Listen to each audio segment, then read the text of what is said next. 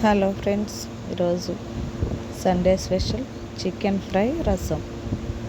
Chicken పెద్ద boiler ఉంటే ఇది చక్కగా కాల్చి చిన్న చిన్న ముక్క కొట్టించుకొచ్చారు. బాగుంది.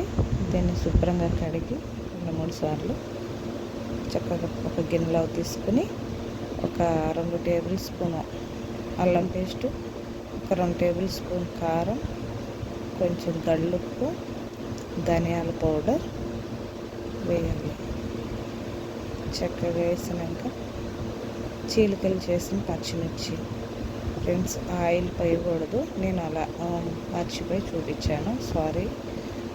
శుభ్రంగా కలపాలి. అది మొత్తం కలిపి ఒక పావు గంట పక్కన పెట్టుకోవాలి. ఈలోపు కళాయి పెట్టి దానిలో ఆయిల్ పోసి 3 టేబుల్ స్పూన్ ఆయిల్ పోసి చెక్క లవంగా వేయాలి. ఫ్రెండ్స్, మీకు నచ్చితే నాకు సపోర్ట్ చేయండి. ఫ్రెండ్స్, షేర్ చేయండి, లైక్ చేయండి, నాకు సపోర్ట్ చేయండి ప్లీజ్. ఫ్రెండ్స్, చెక్క లవంగా వేసినాక కొన్ని ఉల్లిపాయలు కట్ చేసి వేసి వేగినాక కరివేపాకు వేయాలి. వేసి చక్కగా కలిపినాక మూత పెట్టాలి. ఒక 2 నిమిషాలు మగ్గినాక బాగా గోల్డెన్ కలర్ వచ్చే వరకు వేగాలి ఉల్లిపాయలు. అప్పుడు మనకు కొంచెం గ్రేవీగా కనబడుతుంది.